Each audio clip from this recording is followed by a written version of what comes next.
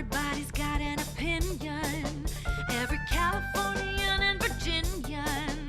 It's so hard to tell who to trust and who to ignore.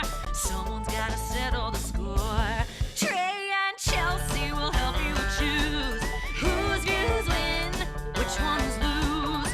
Online haters are coming for you. Baby, it's time to review the review. Hello. Hi, everyone. Welcome to Review That Review, the podcast dedicated to reviewing Reviews. We're just like Siskel and Ebert, only instead of reviewing cinematic masterpieces, we rate and review those hilarious, scathing, and sometimes suspicious online reviews.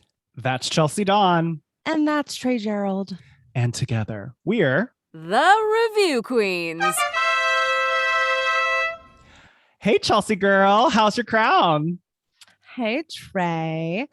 My crown is good. I just had a very productive writing meeting with Amy, and we made some nice decisions and edits, and I'm very excited about the direction of this next draft. So just coming off of the excitement of that, Yay. to get even more excitement by being here and recording this podcast with you. So really, what do I have to complain about? I mean, Yay. I have something. Don't worry, guys. Woo. How is your week going, Trey? I'm having a really good week. You know, it was actually a little gloomy out today, which was a little bizarre. And Winnie's walking around in the background. Our fire alarm batteries just started dying throughout the house, but they're connected to like ADT. So when you unscrew it to change the battery, an alarm goes off, which is like really obnoxious. So I'm like, and then they're like not standard batteries, like they're like a very specific kind, and I'm not going to buy them from ADT. So I had to like order them on Amazon. You know, they'll be coming tomorrow for them to arrive. Yeah, exactly. So that is like, that's occurring, but you know, it's such a gift to be able to have fire protection. Yes. Do you hear that? Like beep. Yes. Beep. Yeah. Well, I had to deal with it because I didn't want it to show up in this recording. Oh, yeah. Oh, good point. Yeah. Yeah. That's a lot. Anyway, well, Yes. Is there anything specific you'd like to, is there anything specific that you would like to complain about? Would you maybe like to Lodge a complaint. today? Yeah. I need to lodge a complaint today, as it turns out. I want to lodge a complaint. I don't know who my complaint should really be directed to, if it's just that like I want more sympathy or what it is, but like I want to lodge a complaint against period cramps. And I'm sorry if like our male audience has exited, but like it's a real thing. And the worst thing about it is that you have it, you experience it. On the one hand, you're like, okay, thank God, at least for me, it's like I have PCOS. So I'm like, oh, I'm healthy. It's coming. Like I'm grateful, but like I'm in pain and it's annoying. And I have to know that if all things go well, like if everything goes according to plan, I will be in this pain again in a month. I just don't think we talk about it enough openly. It's just like amongst girlfriends, you're kind of like, oh, can you believe this? This is terrible. The worst cramps. And they're all like, I understand. I hear you, girl. But I think globally, let's have this conversation, because women, we're just walking through the world like this, still running things and getting things done. But, you know, it's real. So watching a complaint. You know, I have a friend who has PCOS as well. And call back. I don't know. Did we do that in the rehearsals or in an episode? I don't know if people know about that. I think I remember transcribing it, so I think it is in an actual episode. It is. Oh, it's in the Laverne Cox episode 1, 2, or 3. One of those. Yes. No, I hear you. It makes me think of not similar, but it is similar. The Try Guys on YouTube. Do you know who they are? It's just these 4 comedy people that like try things, and they're guys. So they like, one of them was like experiencing. It would be way better if it was 3, because then it could be like Try Guys and Try Guys, you know, but I guess they had to give that 4th guy a spot. Yeah, I guess. Yeah, they really missed that opportunity. Yes. But they had to they like went to a simulation for birthing pain, where they strapped on all of these devices and like ramped it up to simulate what the feeling is. Yeah. But yeah, I agree. There is this whole culture of female suppression where something that really bothers me, and I think there is a comedian who has this in their thing, but it is something that has always bothered me. And why are pad commercials, why do they use a blue liquid to simulate the effect? I understand red is like it is gross, but it's like, but that we all know what a pad is for. Right. So like when you change the color, it's just perpetuating this, we don't talk about the female's body. Like it just, you know, there's so much systematic stuff against women that, you know, is stupid. Yeah, it really is. I mean, I'm sorry you're cramping. Thank you. Thank you for saying that. Cause like, oof, it's been a day in terms of that. So well, anyway. I applaud you for being productive today. Thank you. Yes. If I was like in school and in gym class, I would be like, I need to sit out today, you know? I'm not going swimming. Anyway, that's my complaint. And tell us, Trey, what's going on with your life? Okay, so this occurred to me the moment after I closed my complaint about parallel parking. Okay. So I have to lodge it because it's related, and there is no solution. There's no way to fix the problem unless we paint slots. But I'm talking about parallel parking, the little tiny gaps from when someone has parked not close enough someone has parked too close, and then the rest of that side of the street goes along with fitting onto the street. So then there's not enough spot left, but there's just a tiny little sliver. Right. Like if you had a motorcycle, you would be good, but car or one of those weird compact, like 2-door cars. Yeah. It makes me so angry when it's like, you see that someone could have parked closer, but then you're like, well, maybe whoever was there before. We don't know when the dominoes started. It's like, are you the person in front of you? Are they just like doing what they need to do and following along, or did they start it? We don't know. So it bothers me because we have lines for parking lots. So why don't we have lines for parallel parking? Is it because of motorcycles and smaller sized vehicles? I mean, maybe it would be more obnoxious if like there were lines, but well, also it's just, I mean, there are lines when you're paying at like a pay meter thingy. Correct. So like there are times in LA where you'll parallel park and then there will be lines because you got to pay for it. But if it's free, it's not coming with lines. Right. So like, where did that logic start? I don't know. I don't know what the solution is, but it really bothers me. I wonder if it's just because there's all different sizes of cars. Like if you're street parking, you can street park your humongous van if you should be so lucky to find a large enough spot, or you could street park a smart car. Like you can, I think it's hard. Whereas maybe with some of these metered parking, it's like, okay, well, if you can't fit there, then you got to find a commercial lot somewhere or something else. And I do think that it is an issue that only arises in ginormous cities where there is such a surplus of vehicles. Yeah. Because if it isn't like that many cars, then you don't really ever encounter the situation where there's a little bit of a gap that is too small for a car, but like could almost fit a car. You know, like that drives me crazy. Yeah. My parents, when I was growing up, we used to go down the shore, which is if you're from like Jersey, Philly area, you know what that means. And if you're not, then it's we had a summer house by the beach, like right outside Atlantic City. It's where we all congregated, the Jersey, Philly people. Anyway, so it's crazy because if you go there off season, you can valet park or you can parallel park anywhere. It's like the entire town is like your parking lot, baby. Like wherever you want to go, you go. But as soon as Labor Day weekend happens, it's like good luck. Good luck. I worked in Cape May. Yeah, so you know, off season. But when I was in rehearsal, it was still the end of season. So as soon as my show started, it was off season, and then I could literally park anywhere. Nothing Isn't it was a insane? paid Like meter. the difference is so intense because I was going down every summer and I was an actor, I would do theater also. And so I got to know a lot of the local kids. Like we became friends, like my friend Steph, who I always reference on the show, the doctor that I bother about everything. I met Steph doing a show down the shore.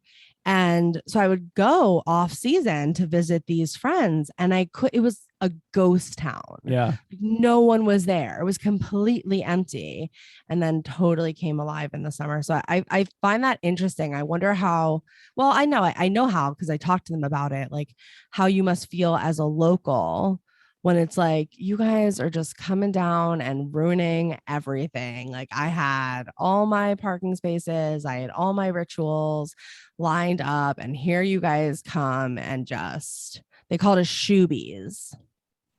Shoobies. Yeah, that was the name for the people that just came to the shore for the summer. I mean, a little bit of a derogatory term, but whatever. I feel like I got out of the Shuby character though, because I became friends with the locals, and so it was cool. Anyway, that was a tangent, but I hear you is the ultimate point. Like it's the worst when you're circling or when someone's like, what about that spot? And you're like, I don't know how am I supposed to just put myself into a shrink wrap thing? And you're like, oh, it's going to be a fire hydrant. And then you look and it's not. It's just too small. A small spot. Exactly. Or I hate when it's just like a little bit too small, but whatever. The worst. All right. Well, I do feel better now that is out in the open. Yes. And I think, Chelsey, that we should jump into some online reviews. I think we should jump into some online reviews. That's a great idea. Let's do that. So all right. Should I do it? Yeah. Okay. So as you guys already know, thank you for listening in again. We are your trusty review queens. We each bring in a review from the internet that we feel needs to be inspected. We read you the review, we break it down, and we rate the impact of that review on a scale from 1 to 5 crowns. It is a very regal process that Chelsey and I call Assess that kvetch. And kvetch means complaint. Good job, Trey. All right, you're first today. Okie dokie pokey. Take it away, RQ. All right, I don't know just if my warming up for Meryl-Go-Round just in case I have to do opera diva later. I don't know if my stomach can handle this. You can handle this, Trey. You got this. Review that review. All right, today I have a 2-star review. Okay. From Amazon.com. And Chelsey and I do not communicate what our reviews are about, so it's just happenstance. It's not my doll. This is for oh my God, stop. This is for Pepto-Bismol. Yes. This is a 2-star review from Amazon customer. Ugh. I know. I wish they had like a name, but they don't. That's what the name is. All right. I'm fine with it, I guess. Okay. And this is for the Pepto-Bismol Chews. Okay. All right. Here we go.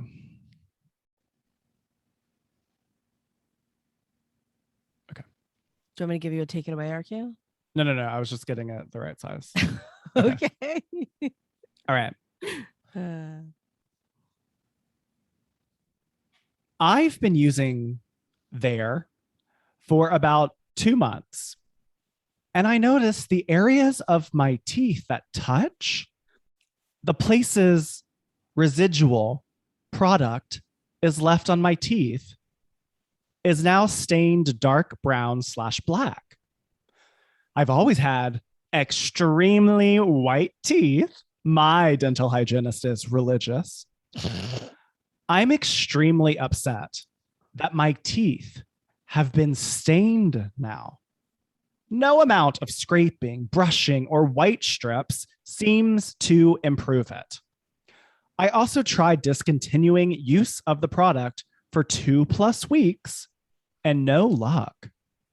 This seems like grounds for a lawsuit, to be perfectly honest. I literally don't know if my teeth will ever go back to normal or how long it will take.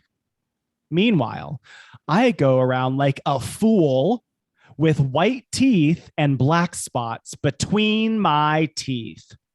I will upload pics once I charge my phone. Flavor, 2 out of 5 stars. Too chewy and flavor is nothing special. Almost like a M&M, except Pepto flavored. Travel, 3 out of 5 stars. Earlier today, I tried to put one of the bottles in my pocket while I walked out the car to work. I had to take them out because of how utterly loud and annoying the rattling noise was. I even tried putting a paper towel in there to stop them from moving. Didn't work. So now I just put a few chewables in my pocket. If you sweat or move a lot, this starts to degrade. If you sweat or move a lot, this starts to degrade the physical integrity of the chewable. I can't speak about the chemical integrity of the product actually working. They seem to do something at least to help an upset stomach. Value. They should be paying me after I stained my beautiful white teeth, which I would receive compliments for regularly. I don't even know how to get my teeth back to normal. What an absolute nightmare. .. And no, the stains are not from something else, such as diet or overbrushing. I have done dental/hygienist shadowing as I am applying to dental school, so I have some knowledge of the field already.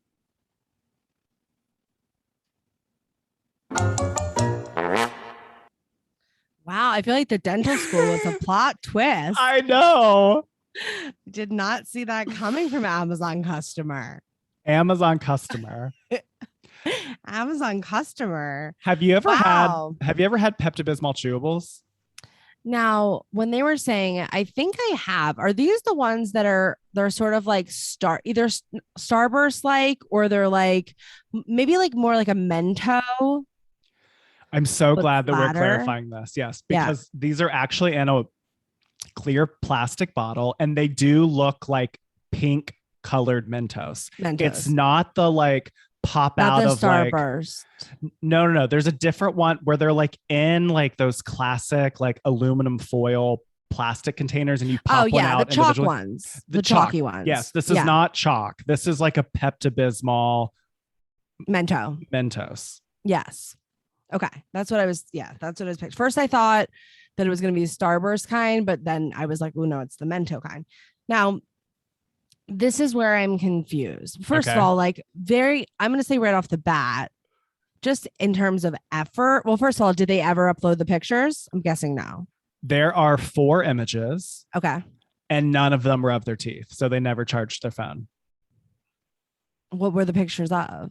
The bottle, the side of the bottle, 2 of the little things on a plate, and then 1 with the bottle on the plate. That's very weird. That's very strange. Right? If they could upload those photos, then why couldn't they upload the photo of teeth? Scratch all this. Hi, Patreon. Those aren't this reviewer's pictures. Those are just the pictures because this is the first review. Oh, that makes sense. Okay, so let me answer your question again. No, they never did upload any images. So I guess their phone is still uncharged. Okay, well, that removes a little bit of my trust from Amazon customer because they did not fulfill their promise to me as the review reader. However, that's not it. And this was, I'm assuming, written a while ago, like long enough ago that they should have had time to charge their phone and upload the images. Like it wasn't posted yesterday. No. Okay, great. So what makes Amazon customer a candidate for review queendom is the fact that in the middle of the review, they start to sort of do their own assessing of the kvetch, as you will. And they talk about the taste. They give the nod where the nod is due. They talk about the travel experience, the value, a lot of things that you and I talk about. So, I had to give the nod where the nod was due. I know. I'm wondering, I chuckled at the sentence that the dental hygienist is religious. Mhm. So are they saying that They're they Hasidic. visit? Exactly. Are they saying that they visit the dental hygienist religiously, or that their dental hygienist, not only are they amazing at doing a scaling and a cleaning, but they pray over the teeth as well? I mean, I took Amazon customer to be saying that the dental hygienist is religious at their work, that they're like very detailed. Oh, interesting. Okay. Third interpretation. But it is an odd sentence structure.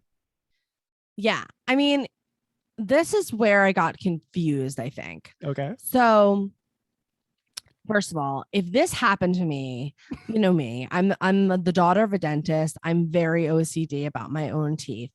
And so if I was using a product and it turned my teeth black or gave me like spots, something I've never had before, I would freak out, completely lose my mind, and probably write a review about it too. I get it. However, the part where I was a little lost is then they're talking about travel and they're like, so now I just put them on my pocket and now I just do this. And I'm wondering, where are we in space and time? Like, is it that you used to put them in your pocket and travel around, and as soon as you realize this was the issue, you stopped using them altogether? Or are you still using this product because it works for your stomach? Well, that was my question too, because they say I tried discontinuing use of the product for 2+ weeks. How often do you have to take Pepto-Bismol? Oh, interesting. Is this something you take every single day of your life? If so, I think you need to see the doctor. Well, that's where I think there's a little bit of confusion in this review, because is it that I tried discontinuing the product? I've been trying, as in like it's been 2.5 weeks where I've been Pepto free and it's still an issue. Right. What is the actual time frame here? Right. Or is it that I took off 2.5 weeks and then figured, well, it's not taking him away, so I might as well continue use of the product? Like I'm a little confused. It is confusing, especially because they go into the breakdown of like flavor, travel, value after that. So is it that we need an edit to like the order of events a little bit more so that you're taking me through your whole experience? No, because it says, I tried discontinuing use of this product for 2+ weeks. And then it says travel. Earlier today, I tried to put one of the bottles in my pocket. Okay, that's ridiculous. So they went back to using it again. That's insane. And then they wrote the review after going back to the product today. Right. Okay, this review just plummeted. It's like they were like value. So upset about looking like a fool with white teeth but black between the teeth. And then they like took a break and then they're like, I really just need this when I'm going grocery shopping. So then they tried to put it in, it was too rattly and loud. And they're like, that's it.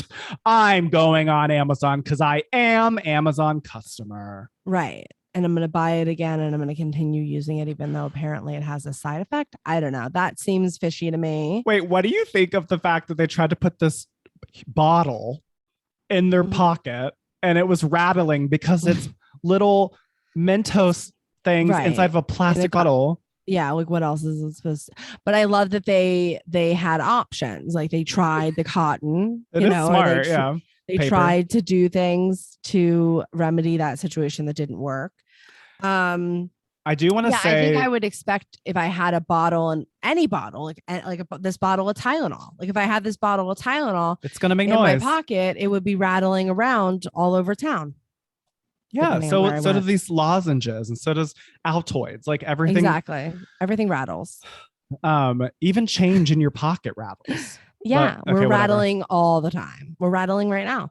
I want to acknowledge the grammar is interesting because they like break down at the end, like all caps flavor and then travel. Like that's an interesting, and then it has like the epilogue at the end, like the dash. And no, it isn't because I'm gross. But there are a lot of spelling problems here. I was going to say, it sounded like in the beginning, there were some errors where there were some sentences what was the first sentence? Well, I'm glad you said that, because literally the first word of this review is I've, and it's just spelled IVE. No, without the apostrophe. But there was there was like a there or something. Yeah, let me read it again. Yeah.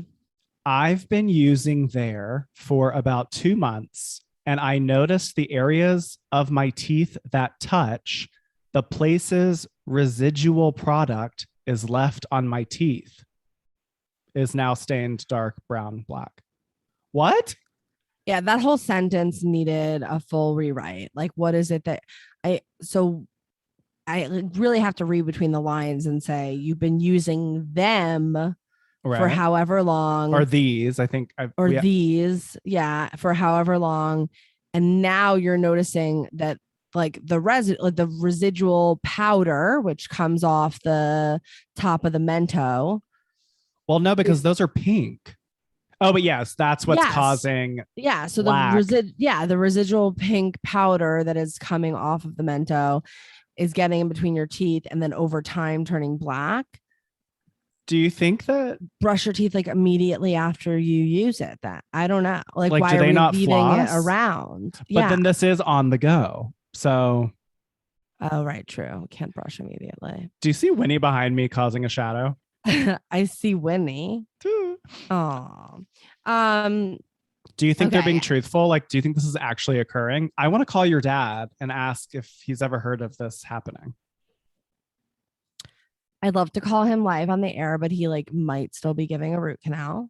Yeah, let's not do that. We won't do that. But I'm sure that products, I think, everybody's teeth, like biology is a little bit different. And some people are a little bit more sensitive to stains. And I'd venture to say, depending on how often we're even getting cleanings and things like that, maybe we're removing that front piece of enamel from the tooth. And then if we do that, then we are leaving the tooth a little bit more susceptible to staining because, that's what happens when you erode the front layer of the teeth. So, but they're saying it's the crevices between, which is so weird. I do appreciate the sentence, walking around like a fool. Meanwhile, I go around like a fool with white teeth and black spots between my teeth. A fool. I just think I here's where I can like feel for her in an emotion or them. I always assign gender when I shouldn't, but this is where I feel for Amazon customer. I feel for Amazon customer with like, that was like my thing, like like a guy that has the most amazing hair, but then like goes bald or something like that. Like that's like everywhere you went, all people would say is like, oh my God, you have the best teeth, you have the best hair, you have the best whatever. And then all of a sudden that's taken away. And I think that emotion of that loss for Amazon customer is really making them heated and upset. And I think that that's clouding the review a little bit here and maybe clouding the logic of the review, because if Amazon customer and I were to sit down and have a conversation about this, I would say, maybe we should try a different product if we're having stomach issues. Maybe we shouldn't continue using this product if it's causing this kind of a problem, and maybe 2 weeks wasn't enough time to really rid that from your system. Do we think that this really is coming from this, or do we think there's something else that is occurring in Amazon customer's life? I really think Amazon customer wanted to jump the gun on that question when they were like, and no, it's not coffee or Diet Coke or whatever else. I mean, can we ever be super certain? I don't think so. I just think like the main place where Amazon customer loses me is that they're still using the product. Like if I had, and they give it what, two stars? 2 out of 5. Yeah. Yeah. So if I had such a negative experience with the product and I was 1000% confident that my use of this product was causing a problem, such a big problem that my entire value of myself, which a big part of that is my amazing smile, was being put at risk, I certainly would never use that product again. And so the fact that Amazon customer is continuing to use this product, it does make me question the way that they're explaining this and whether it is in fact as big of a deal as they are making it out to be. Because I just don't think you would continue doing that. And like you said, ideally Pepto-Bismol is something that you take every once in a while when you have a stomach problem. if you had more of a stomach problem, I would think that you would be on something a little bit more long-term, a little bit more regular. That being said, maybe Amazon customer has her body is almost formed an addiction to the Pepto-Bismol. Cause seriously, that can happen. Like I have to take antacids every day. I hate it, but my doctor, I have a stomach issue where it's just a part of the regime. I have to do it. And there's all this research that says it's really bad for you. Like it's bad for your brain and your B vitamins and a whole bunch of stuff to take this medication every day. That's really not supposed to be done that way. But if I stop taking it for more than 2 days, I get so sick, so sick. So I don't know if that's what they're getting at with the whole 2 weeks thing.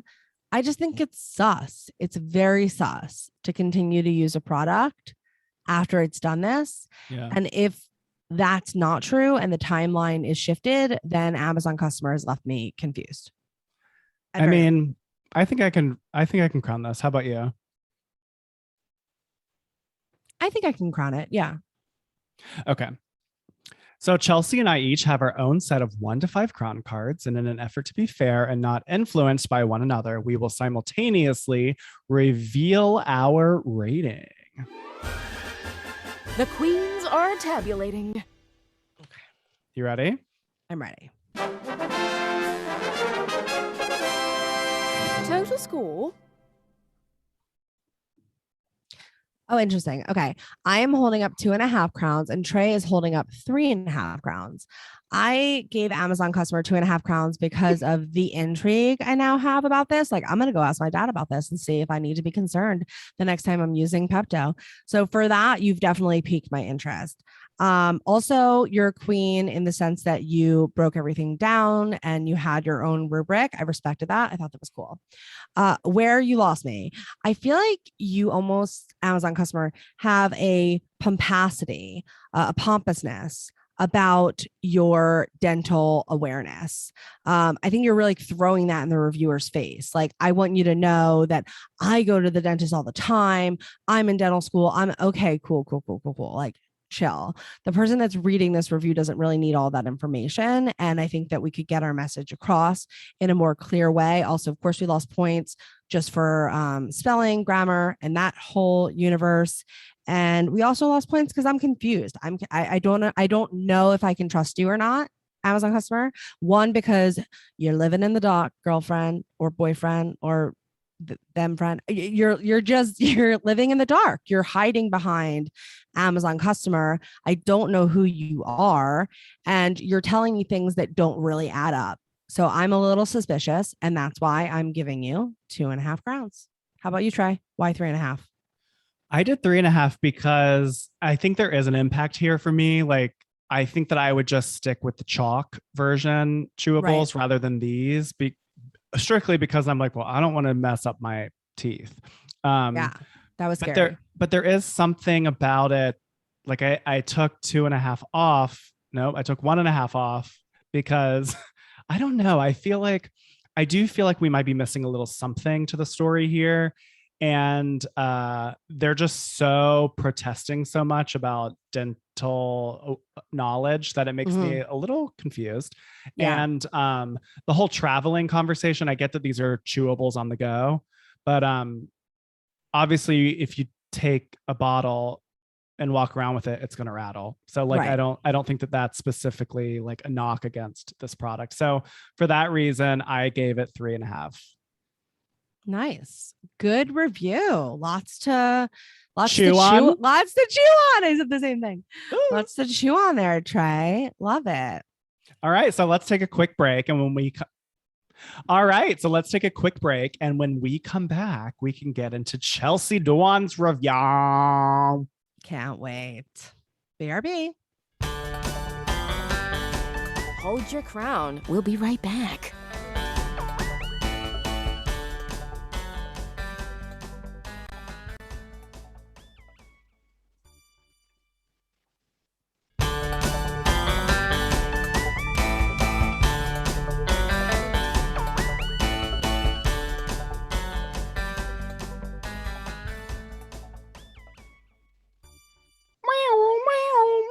It's game time. It's time for Chelsey and Trey to play 1-star zingers on the Meryl-Go-Round. I don't feel like an icon. Most of the days I feel like I can't. That's with an A. Here's the deal. No, I'm not going to do it because I can't do that to you guys. Trey and I have each picked a rotten, scathing, piffy 1-star zinger. And with 30 seconds on the clock, not a second more, we'll take turns trying to recite the zinger in as many genres as possible. Just like Queen Meryl Streep, who does it all. Before the clock runs out. I'm going first. I really like saying that so fast. I don't know why, but okay. All right, Chelsey, what's your your zinger? It just feels zinger? very game showy. Like I feel like game showy always like include a final phrase that it's like I'm getting like Mark Summers vibes. Results not typical. Yeah, right, exactly. All right, let me pull up my zinger for y'all. You've turned me very Southern and I am okay with it. All right, so my 1-star zinger is from Walmart. And it is a 1-star zinger written by Jose for a lawn flamingo, which I don't know. I've always had like kind of a affinity for. Anyway, they're very small. I always mess it up. Okay. This is Jose. Hold on. David is leaving. And so the garage door. So it's just the barking. Okay. I think we're good. No, I think go ahead. Are we good? Okay. Yeah. This is Jose's 1-star review of the Walmart lawn flamingo. They very small, not how they look on the picture.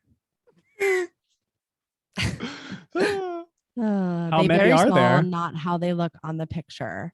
3. Oh, okay. All right. Are you ready?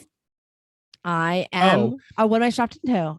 Tonight, you are strapped. I want to say that, but tonight you are strapped in on another Florida animal, a crocodile. Ooh. Are they alligators? TikTok. What is Florida? Alligator Alley? It's an alligator. Okay. Either way, it could be in Captain Hook. I just always think of like the clock. That's right. Yeah, exactly. All right, let's do this. 3, 2, 1, go! WWE. They very small, not how they look on the picture. Lifetime. They very small, not how they look on the picture. I don't know what that was. Breaking news. They very small, not how they look on the picture. Teen drama.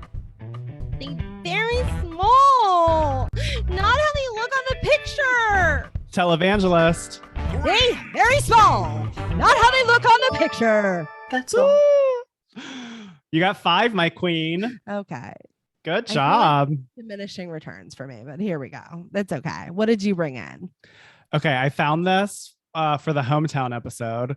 Okay. But then I went with the boiled peanuts. But this one is still very good. So this is a 1-star zinger from Amazon by Adam D.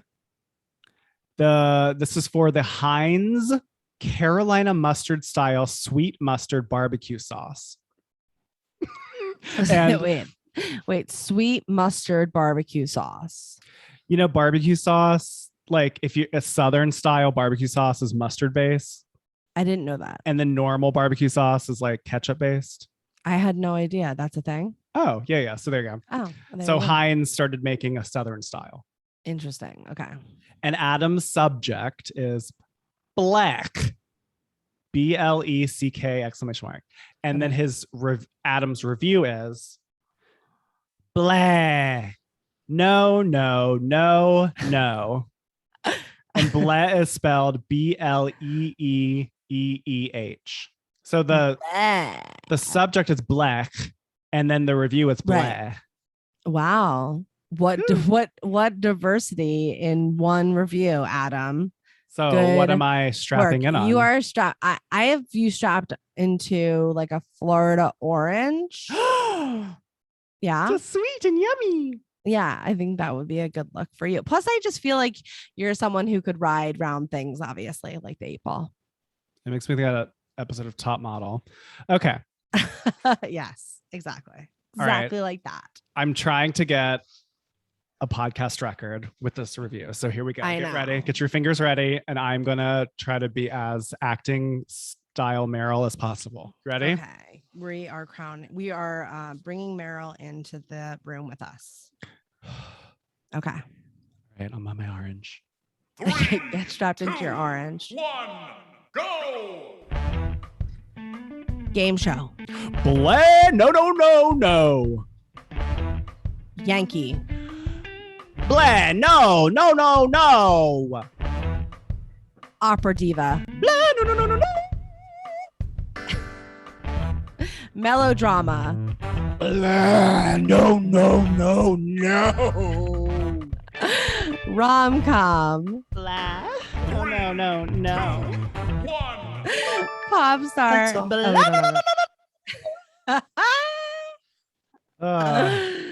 Oh my goodness. All right, let's see how you did try. I don't think it was a record. It's not a record, but we tied 5-5. I think is that the second time in a row we tied? And we tied on the live. Oh my God, we've been tying lately. We're so That was insane. So fun. Let's take our orange and alligator and see you later. Are you going to devour me?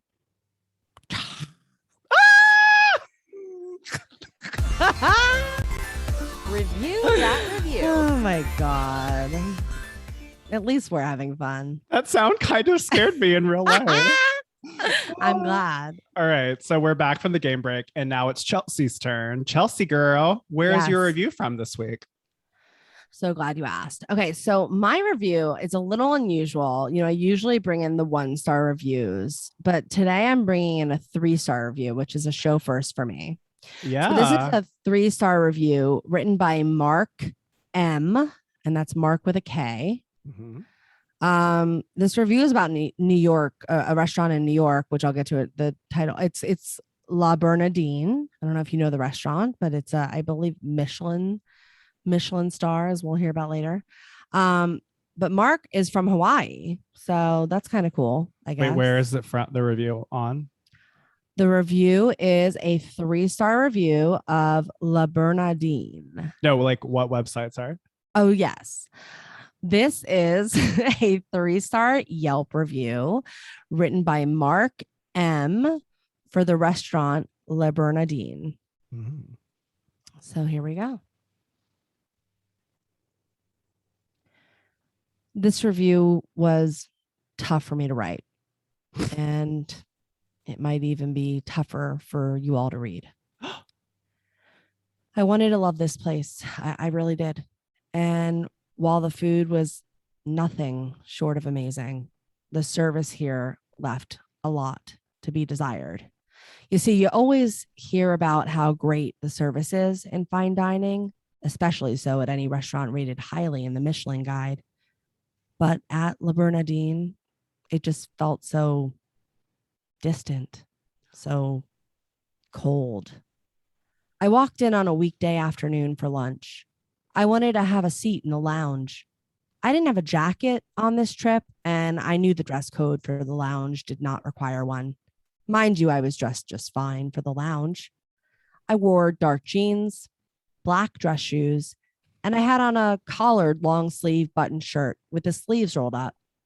When I approached who appeared to be the maitre d', I asked if I could have lunch in the lounge, and he looked over the lounge, which was completely empty, and said, "Sure." The wait staff did not smile. It honestly didn't seem like they were eager to assist me with my menu choices, filling my water, or asking me how my day has been going thus far. Oh my God. As I mentioned before, it felt cold. And it wasn't because they ended up being busy.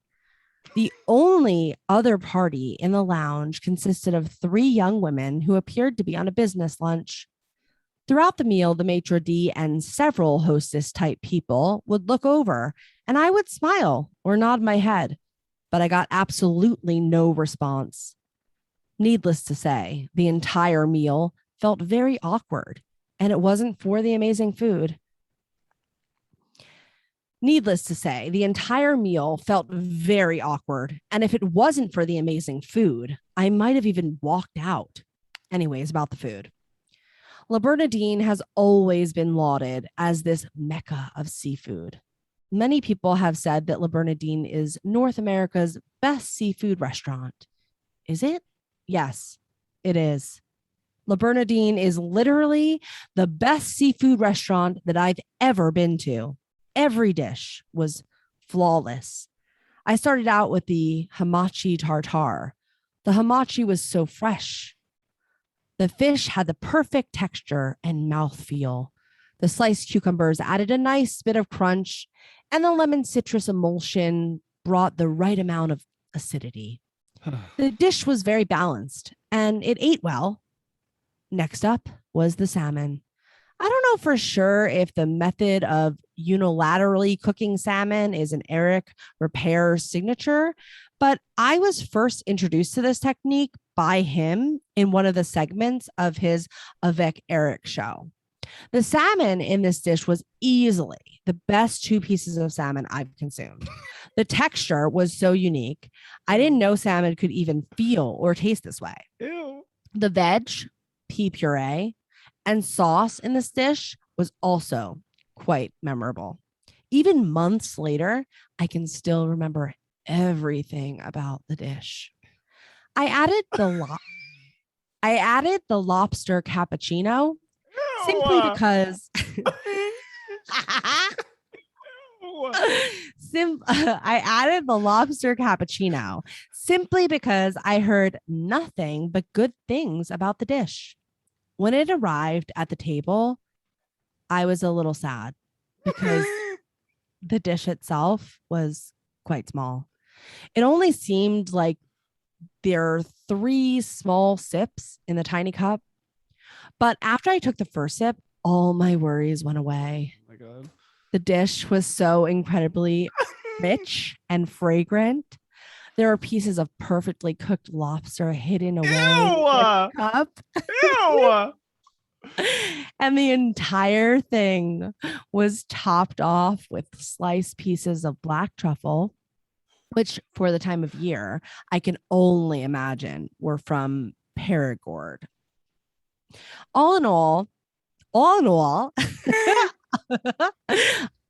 all, this was another perfectly balanced dish. For the finale, the tres leches, which consisted of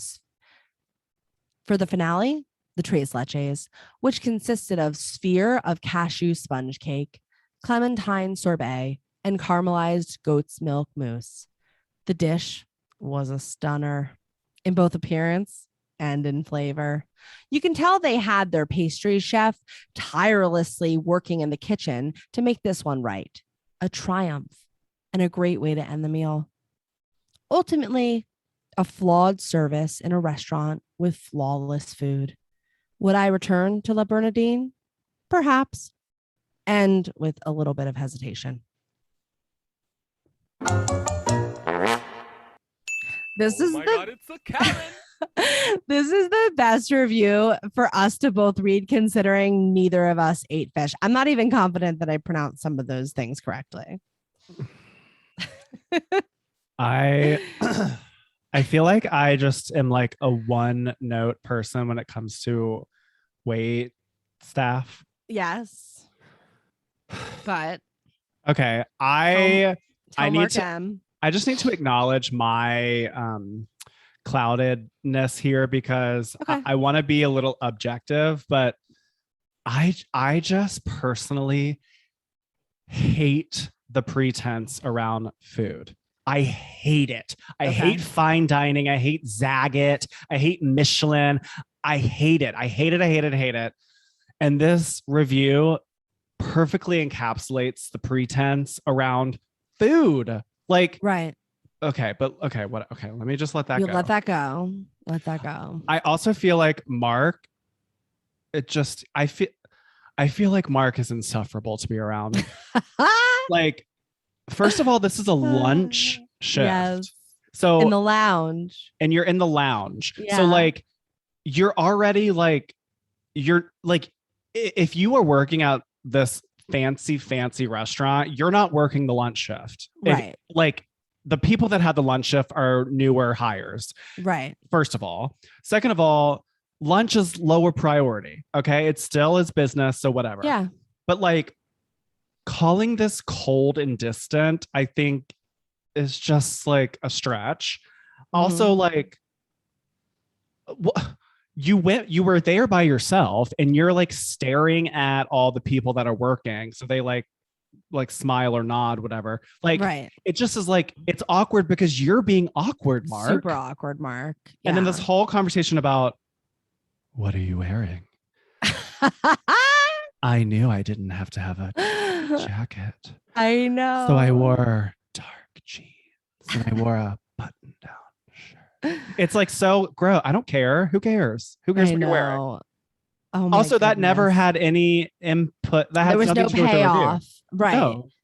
It wasn't No. like I was dressed really nicely and they told me that I needed to leave because I wasn't dressed appropriately. Like they just wanted to let us know what they were wearing so that we could really get the full picture. But like this whole conversation about like, I is this truthful? I imagine that this really, yes, I imagine this happened to Mark. But like the value here for me is like, because no one asked you, how's your day going? Right. Like, go get out of here, Mark. It's not my responsibility to ask you how your day's going if I'm over here serving you lobster cappuccino. Like, yes, be pleasant. Everyone has, but like to like leave a 3-star review because someone didn't ask you how your day is going, I think is just beyond the pale. I agree. I mean, at least they did 3 and not 1 or 2. I mean, I think it could have been a 4. Let's take a notch off. I think so too. I think this should have been a 4-star review. Me because too. it like they obviously really enjoyed it. They're just having pause. They said this was months later. They're still thinking about this meal. And at the end of it, would they go back? Yeah, probably with a slight pause. So it's like, that to me is a 4-star review, first and foremost, Mark. And second of all, like, just again, with the pretension, I mean, there are people that are foodies and that would be down for this kind of a breakdown of the dishes. So that's the one, because I know you're like sort of averse to that. And I just want to flip that around and just say there are people that are into going to Michelin star restaurants. Correct. And maybe they like, on all kinds of the financial spectrum, like maybe they save up all year and that's their thing as a family. They like to go to these really nice restaurants. So, but the point here is that this review is a glowing review about all of those things. Correct. Yes. Right. And that's why I just think it should be 4-star, not 5, because there's nothing bad specifically about the restaurant. There's only something bad about the staff, which I don't know at the end of the day, what is that? A complaint to management? Like hire better people, train your staff better, tell them to interact better. I don't know. Sometimes Michelin star restaurants, sometimes you go to one and they're just so nice and you feel like, wow, that was amazing. And sometimes they're a little bit colder, but I really do think that a lot of that is just because they're busy. And because Mark said that he was there for lunch and then all of a sudden it got really busy and he was in the lounge and all this, it made me wonder, like, how long was Mark there for? Was he there for several hours because he was able to be there, from presumably when nobody was around to all of a sudden there was a rush of people? I feel like Mark might have been lingering. I also think that my dad and I went to a restaurant one time and the person next to us was ordering their food and they ordered like a small appetizer. And then they were like, and after that, I'll see what my palate would like or something like that. And my dad and I just thought that was so weird to course out a meal that way. I feel like Mark is similar. I think he really likes to have a slow indulge of all the items. And Mark had multi-courses. I mean, they had a dessert and they had a cappuccino. Yes. Well, the cappuccino is like, I imagine that the cappuccino, while I think that's a very weird name for the dish, is more of a soup. See, okay, that I actually wrote down dish. Yeah. Well, so I think is the that lobster, a soup thing? Yes. I mean, my impression of the way that they're describing it, I know you're like, ew, but I imagine that it's a soup. So they ended with the soup course before they had the dessert. Which is whatever. Emulsion. The word emulsion. Ugh. Yeah. I recognize that people have different qualities than me. So I do want to once again just say, I recognize that I have a bias. I'm trying to let go of it. And to that point, if you're going here because you live in Hawaii and you see that this is like the grand dame of places to go. This is a restaurant in New York City. Mark is from Hawaii. So he was yes. Right. So if you live in Hawaii and you're going to this restaurant while you're visiting, and because it's like the place to go. Yes. Like you're paying top dollar and you have an expectation for it to live up to the hype. Yeah. But if you're I don't know, again, like I don't want this to be like slighting Mark at all, but he went to the lounge. It almost seems like he wanted to go there, but he couldn't. I don't know if it's that he couldn't get a reservation, so he did the lounge instead, or if he just sort of stumbled upon it. But if you're going into town to go somewhere, you probably would make a reservation. I don't know. That may be. Well, I'm curious now how Michelin, what their roster is, because I would imagine that the grading is based on dinner, not based on lunch. Also, I always thought that these really fancy restaurants didn't serve lunch because they're different menus anyway. So, I mean, to me, I feel like I would not hang this on my fridge, but I guarantee you that everyone in Mark's family just worships everything that comes out of his mouth. And so the grandmother probably will put this on the fridge.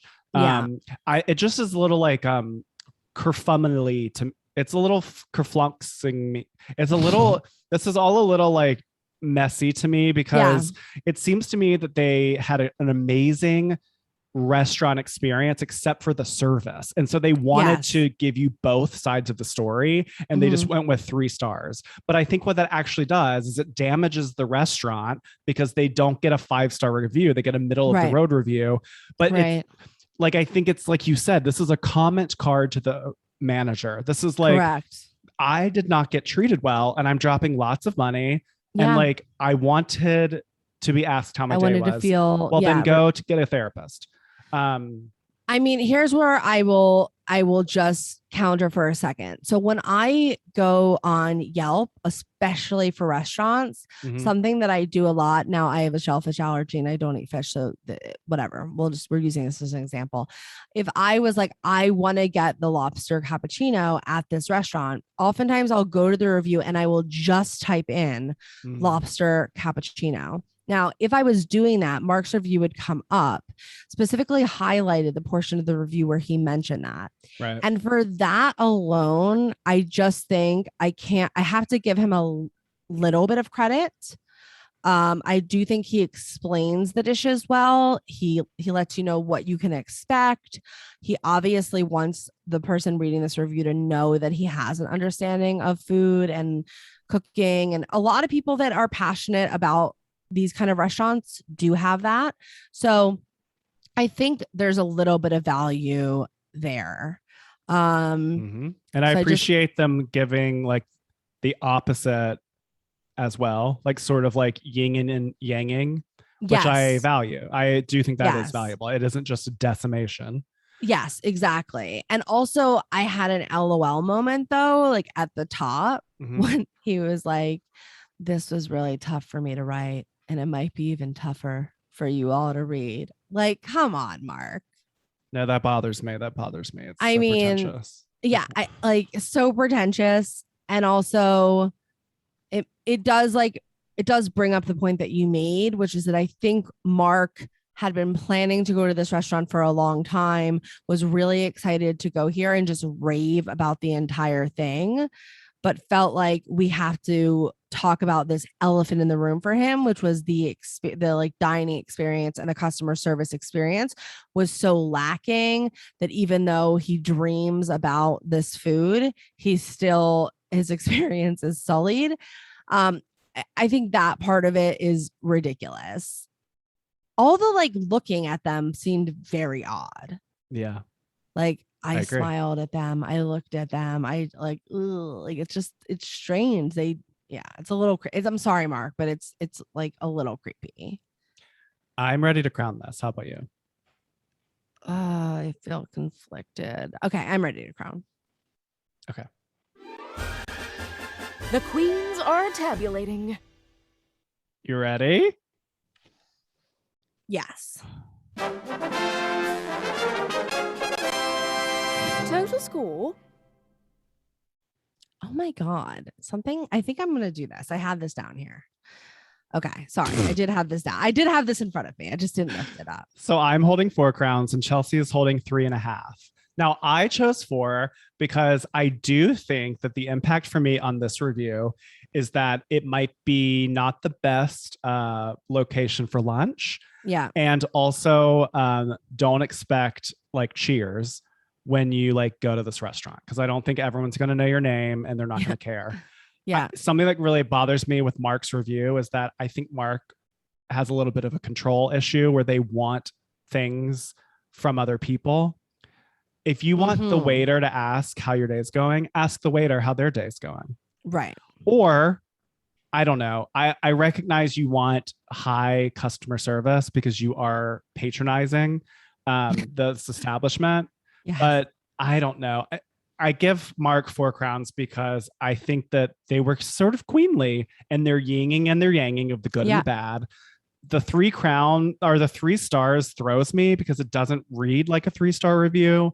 Correct. But I do have an opinion now about the restaurant and certainly about Mark. So I gave 4. I gave 4. It's a solid review. Chelsey, why did you do 3.5?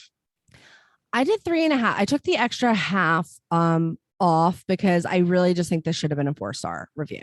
Yes. I think if this was a 4-star review, it for me probably would have been like a 4.5. 4. I would have still taken off at least a half crown to a crown for the attitude because I don't love it. That's the one thing I don't like. But everything else, he really explained the dishes really well. I can imagine people that are wanting to go to this restaurant and wanting to look up these signature dishes and wanting to know what it's about could get information from Mark's review about what they can expect. And he didn't slander the food. He was very specific not to slander the food. And so I appreciated that. I just think mostly this is in the wrong category for me. So that was why I did the 3.5.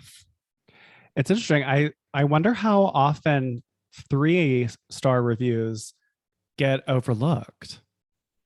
Because even in my experience, I think, let me look at the 5 stars and let me look at the 1 stars. Right. It is interesting. I love your whole thing about Google or like searching specific phrases. Yeah. But there is something that to me, it feels a little bit like I never search the 3 stars. Yeah. I often won't see a 3-star review unless I do what I just described and search for something specific within the review. It's like, would Mark just be a really hard grader if he was your professor? Probably. Like he's probably someone that just gives everybody really bad grades. And He'd that's have why no decorations in his classroom. It would just be stark walls. Exactly. But you better smile at Mr. Mark. Anyway, so I think, like 3 stars is interesting because it's not, and that's why I wanted to bring this in because it's not decisive, right? It's not a 1 or a 2, which like we know you had a negative experience, and it's not a 4 or a 5 where we know you had a positive experience. It's really just middle of the road, but some people see middle of the road as more. It's like, are you a glass half full or a glass half empty kind of person? Like for some people, their 3 would kind of be negative or mostly negative, but there's something redeeming about it. Whereas with Mark, I feel like it was mostly positive with a hinge of negative, but we leaned a little too far. And also like part of my 4, but I can also just say like, this might be more incentive for me to go there on lunch because I don't want to be bothered. Like, I don't want to get into a conversation with my people. Like, I'm like, don't talk to me. So maybe that's like the New York coming out, but like, whatever. Very interesting. I'm glad you brought in 3. I love this. We should start doing more 3s. Yeah, I think we need to start mining the 3s because I think there might be some gold there. Just saying. All right. Well, thank you, Mark M., an Amazon customer. What a great episode. We had a 1. We had 2 1s. We had my 2-star and your 3-star. Yeah, we're diversifying, you guys. So that just means all of you listeners have to leave us 5 stars and we'll just forget about 4s because Mark's was actually a 4. So everyone leave us a 5-star review. Yes, that's what it means because math, and we're both very good at it. Exactly. In chronological order. Mm-hmm. Yeah. All right, queens. We've reached the most regal portion of our show. Who are you, Trey, inducting today for? My Royal Highness. Okay, today I am going to induct all of the Amazon Prime drivers. Yes. I don't know if you have noticed this, but I have definitely noticed a lot of Amazon delivery vehicles. Mhm. It's like I see UPS, I see FedEx, and I see Amazon Prime. And I know that this is like an indication of the time and culture that we're in, and that whole ecosystem of Amazon, which can get a little controversial, but I want to induct all of the drivers for Amazon because oftentimes I will get multiple deliveries in a day. I will get them in our garage, which is key delivery. They have like the access code. And then I'll also get them on our front door, which is prime delivery. And it's just, they just have so much work. And it's like the volume is every single day. It's just crazy. Yeah. And especially, you know, given everything in the climate going on with health, and it's just, we've really become very dependent on delivery in our culture. And I really do appreciate everyone going out there and like, I mean, it's just driving in traffic, dealing with barking dogs. Like, it's just, it must be such an interesting job. That's very busy. So I want to induct all of the Amazon Prime drivers for making all of our lives better by delivering the useless things that we keep ordering on Amazon. And for that reason, Amazon Prime drivers, you are my Royal Highness. I love that. We're always so in sync. I was literally driving today and seeing a bunch of those. They're like they're more like vans. They are, yeah. And I was like, oh, I need to add them to my list. Oh my for my gosh. Royal Highness. Like literally while I was driving, but I had already picked the person that I was going to induct. So I was like, oh, I'll do it. Oh, that's time. so But funny. of course, we do that. And also, I wanted to tell you, I'll save it for Patreon, but I wanted to tell you a funny story that harkens back to the dog trainer incident. Yes. And Amazon Prime delivery people, because the dog trainer told me something specific that I want to ask you if the dogs do this. Anyway, Okay. We'll get back to that later. So, Chelsey, who are you inducting for my Royal Highness today? okay. So today I am inducting Brene Brown. Why? Because I love her. Also, I really would like to make hashtag Trey and Brene a real thing. Like you put up a clip that we were talking about where I compared you to Brene Brown because I was telling you the story about her. And I commented on it and I was like, at Brene Brown, like hashtag Trey and Brene. Anyway, so that's a separate issue. The real issue is I just love Brene Brown. If you guys are listening, you don't know who she is. She is a shame and vulnerability researcher. And then she takes all of the data that she acquires, which seems like a very arduous process, by the way, that she explains it to us in her books. And she turns it into just these amazing works where she breaks down shame and how certain elements of our childhood or whatever it is affect us in our everyday and how we can get past that. But she does it in an amazing way where she just doesn't make you feel like you're wrong or you're bad because you feel this way. She really oftentimes puts herself into the circumstance and makes herself like in my opinion, I listen to everything she does on Audible because I'm obsessed with Audible. That's a whole other discussion. But anyway, she does like a stand-up set. Like that's what it sounds like when she's telling you the stories of this book. Like it's self-deprecating humor that results in us becoming better, more evolved, more aware people. And that balance is just, it's like a chef's kiss. It's so good. And sometimes she'll talk about that. Like I could never be the scientist, shame researcher who couldn't curse. And like, is there a genre for scientists and people in this academic world who don't curse? No, there's not. But I couldn't be authentic to myself if I wasn't doing that because that's a part of the package and that's a part of who I am. And because Brene is able to show up as that, she really gives us access to herself and her knowledge in a real way that we just wouldn't get otherwise. We wouldn't hear it if we were just listening to it. No offense to other scientists out there, but if we were just listening to some humdrum lecture about this, we would never internalize the messaging. But because Brene is working it up there and giving us stand-up comedy while also teaching us about life, like, oh, so much permeates through, and I'm just so grateful. And honestly, when I feel lonely and I'm driving, I turn Brene on just because she's amazing company. So guys, if you don't already listen to Brene Brown, you got to do it. All right. I love you, Brene. Can we be friends? Hashtag Chelsey and Trey and Brene. All right. Love you. You're my Royal Highness. I mean, Brene Brown, she is one of a kind. I mean, there's a reason. She is the best. Ugh, love her. All right, my queen, we did it. That is another round on the Argue ARQ Ferris wheel. It always goes by fast on this end. Thank you guys so much for joining us today. If you like what you heard, will you do us a favor and please tell a friend? Even just you telling one person can make such a difference. Seriously. So if you like this, if you're into it, if we help you get through your day, if we help you in any way, please, please, please share it. It would mean truly the world to Trey and I. Ditto. And if you don't like us, please tell an enemy and post about it. We would love for you to join our mailing list to stay up to date with the goings on in the queendom if you are not already on the mailing list. We currently are running a newsletter exclusive raffle to win a gorgeous insulated water bottle that I believe is ending this week. We gave it a 3-week time frame. So make sure you've joined so that you can be up to win the bottle, because it's gorgeous and there's only 4 in existence and Chelsey and I are the other 2. So we're only giving 1 away. So you can basically be like me and Chelsey. I mean, who doesn't want that? Visit reviewthatreview.com to join or click the link in our show notes below. So great. Also, we all need to stay hydrated, as we know, especially me.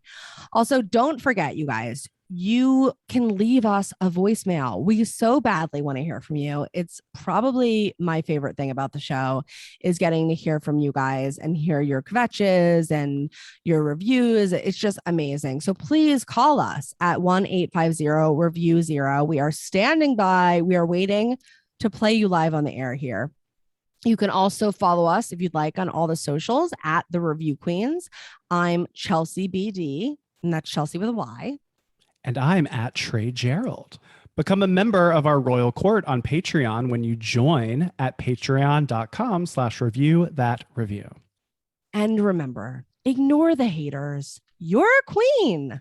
Gender non-specific queen. Obviously. Bye. Bye, all. See you guys next week. Review That Review is an independent podcast. Certain names have been redacted or changed to protect the guilty. Executive produced by Trey Gerrald and Chelsey Donn, with editing and sound design by Trey Gerrald. With voiceover talents by Eva Kaminsky. Our cover art was designed by LogoVora, and our theme song was written by Joe Kinosian and sung by Natalie Weiss. We did it. Yay!